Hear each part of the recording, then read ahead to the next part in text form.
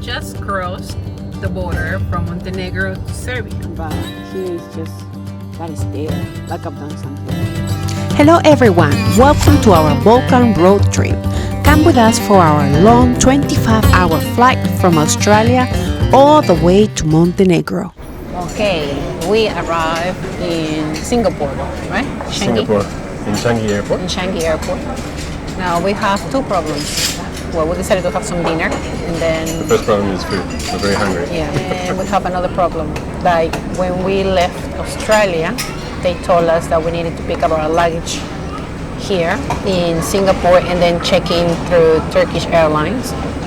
But In the end, they said, no, actually, the baggage is checked all the way through. But now we're a little bit worried. Who do we trust? yes, so now we don't know. We have air tags in the suitcases, but we won't know until we get to Montenegro. So from Australia is around, it takes 5 hours to get all the way to Singapore. Then we have to stop over for another five hours, right? And then we are taking a flight all the way So to it's close to us. Turkey. They've arrived at least. They're not Yes. far away. So then we go from here to Turkey.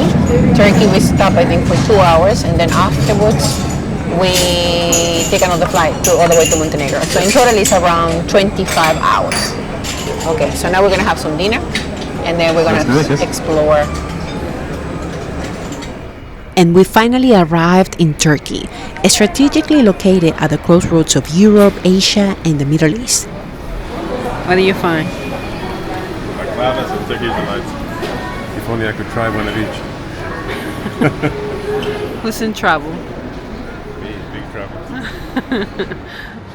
We had to go and check out Kaymak Cafe to try some baklava, as it is one of the most iconic and beloved desserts in the Middle East, the Balkans, and Turkey. This cafe is located in the international terminal near Pier D.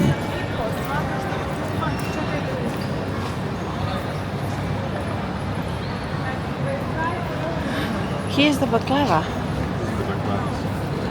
Wow. All kinds of different ones. Even with carrots. Carrots. Carrots, pistachio. You wanna try one of lime. each? Let's see. We arrive in Turkey finally. After 11 hours, 11 hours flight from Singapore. And where are we?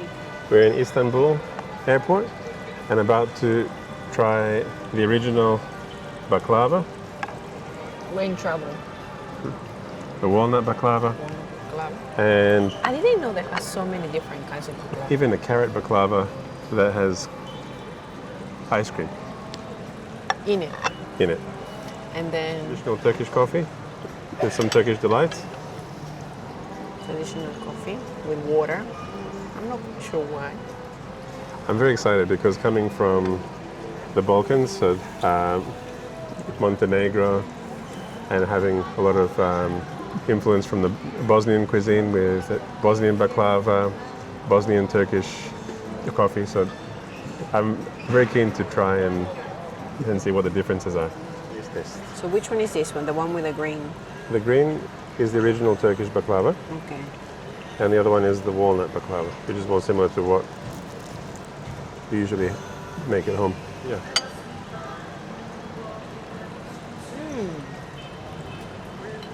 That is good. Which one did you So, try? The ones that I've tried before, they're very, very, very sweet. But this one, It's a bit more subtle. yeah, it's subtle. It's so nice. It's not like something that's gonna get you tired of eating. So trust me, the baklava So this is pistachio. Pistachio has something. would never green make me in tired. it. Yeah. Baklava would never make me tired. I prefer the walnut one to the pistachio, but the pistachio is very nice as well. I think this is the best baklava that I ever tried.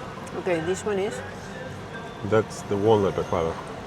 This is more similar to what you'd be comparing to what you've tried before. so baklava is originally From Turkey. from Turkey. Okay. And then the Serbians and So because, the Montenegrins stole. well, no, all of the Balkans were under Turkish occupation for 500 years. So a lot of Turkish influence was left on our culture, basically, with food and many things. So yeah, delicious. Which is very nice. Delicious, It really is nice. very nice. I won't say it's better, but it's just different, but really nice. You cannot say it's better because otherwise you get in trouble.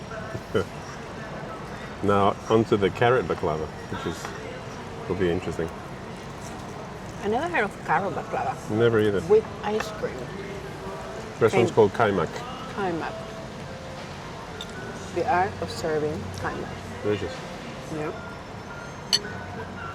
Try.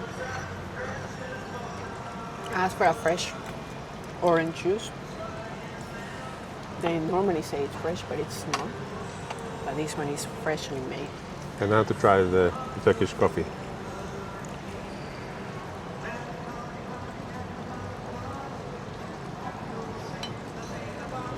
Oh, Tends to be strong. it's quite strong. And I don't drink coffee, otherwise I get tachycardia. Cheers. See you in Montenegro. Finally arrived in Montenegro. We rented our car through That's a nice Eurocar. car. Something that got our attention was that the manual cars are cheaper to rent than the automatic ones.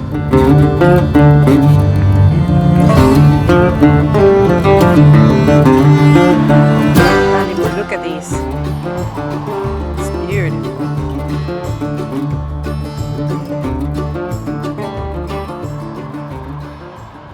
Dobar dan! What does it mean, Dobar dan? It means good afternoon. Good afternoon. In Serbian and Croatian. Serbian and Croatian. We are in We are in Montenegro on a road trip through the mountains on the way to Serbia, to a place called Zlatibor up in the mountains as well.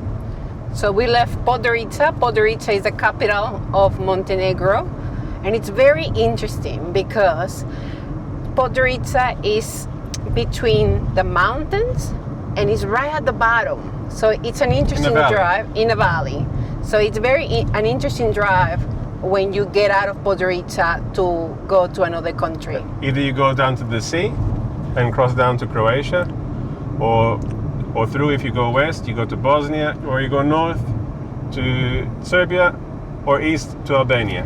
But we're going north, and we're going to do a road trip up and a big loop through Hungary, and then Croatia, and then back down the Croatian coast to Montenegro, where we'll finish exploring Montenegro at the end. It's gonna take us 2 weeks to do all this road trip, so we're very excited about it. We've been stopping a few times because the views are amazing between the mountains and the houses around it. And it's the very rivers. nice, very European. The only thing that I'm struggling with is the language, but I have my Google Translator here who's helping me through all this. It's very hard. Like, it reminds me when I had to learn English first and I couldn't communicate. It's hard. It's very hard to communicate with people. We just crossed the border from Montenegro to Serbia, and my Google map is a little bit kaput now.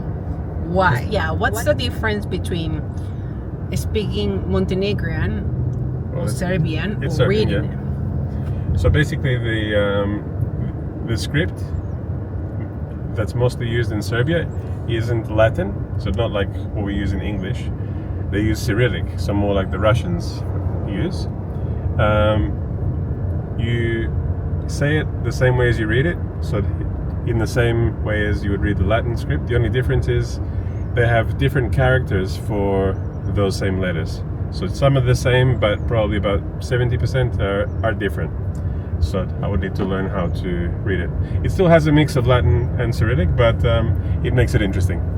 But you can understand Serbian. Yes. Just the reading will be Yeah, I speak it in... The reading will be a little bit harder. Yes. Okay, so let's see what Serbia has in store for us. We just got to our hotel in Serbia. This is the bathroom.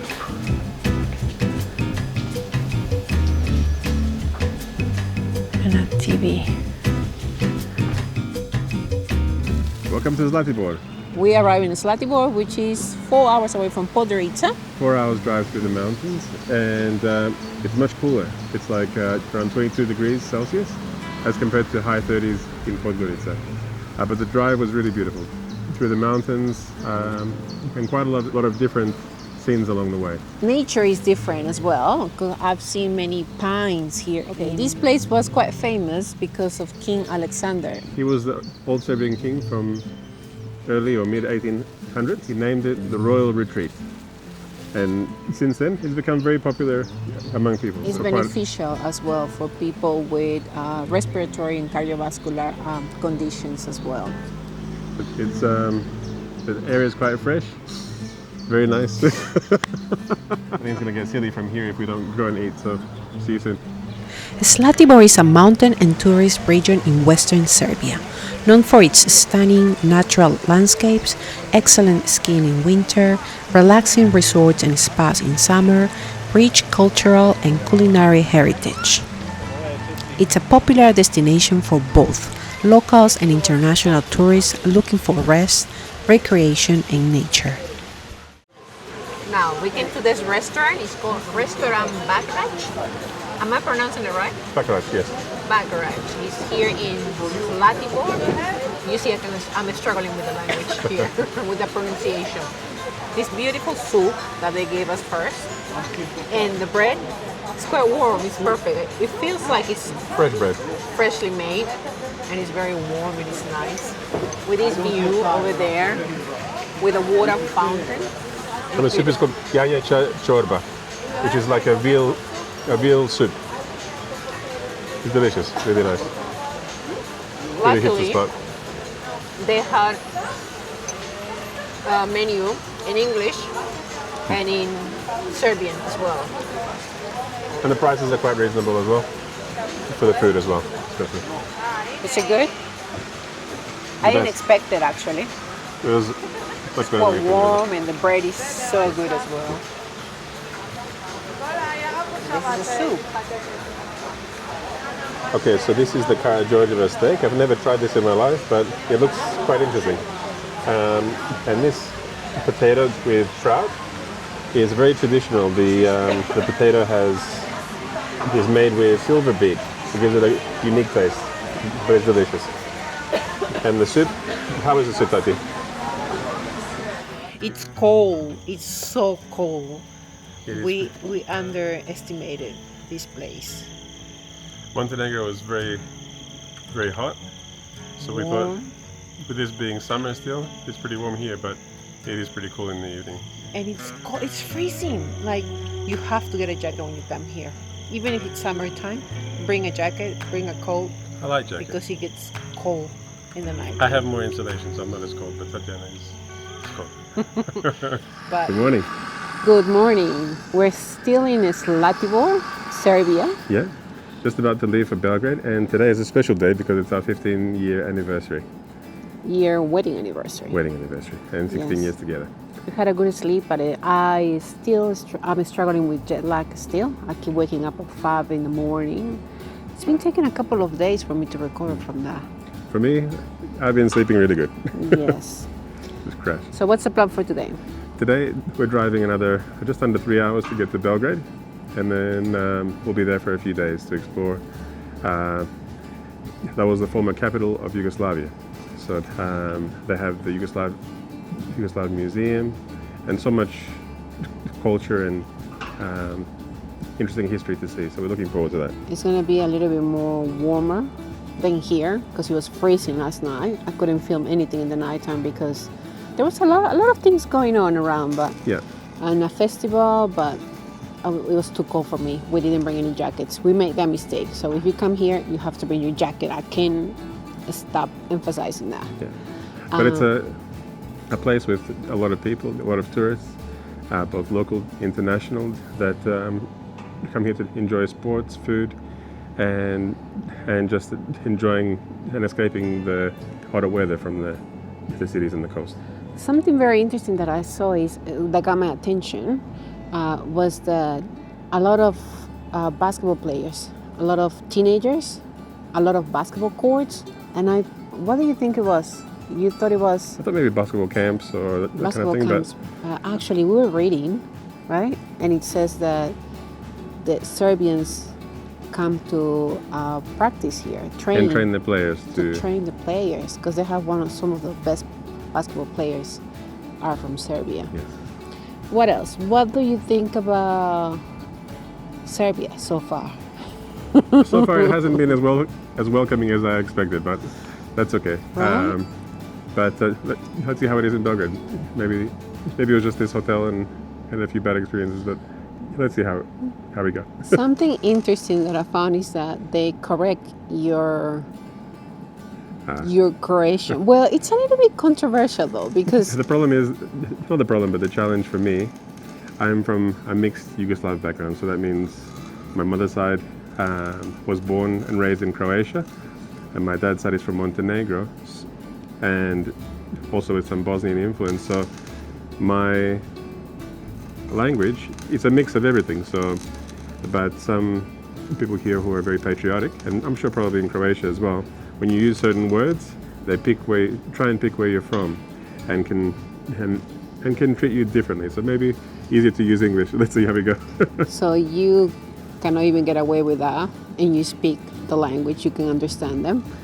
But with me, I don't even speak the language, and they just look at me. They stare at me. It's a very difficult. They stare at me the whole time. Maybe it's because they're just curious. Maybe it's because my black hair, or my eyes, or my skin color. Who knows? But they stare at you. But they just don't look away at all. Like it's not even like, I don't even know how to explain it. They really stare. They really stare. And I'm actually getting tired of it, but it is what it is. I'm experiencing something different. I actually haven't experienced this before. I saw it a little bit in Montenegro, but they were more like curious. But here it's just that stare, like I've done something wrong. And quite serious. Serious. Yes. They're not, yeah. If I don't say good Not morning. very friendly. They don't say good morning. Even leaving the restaurant this morning, he said, "Okay, you finished? Finished. Okay. Okay, bye." We are like in shock. This is a cultural shock. It is a culture shock. Yeah, but maybe that's just the way they are. That's the interesting part of being from different cultures and traveling. But Yeah, that's our story. Makes travel more fun, experiencing different things, and then you get to enjoy the positives and the negatives, and appreciate your own more in some cases, or Like they say, appreciate the similarities and And respect respect the the difference. differences. We have a little problem. Make sure you don't miss our next episode of our Balkan road trip. You know what to do. Like and subscribe for more.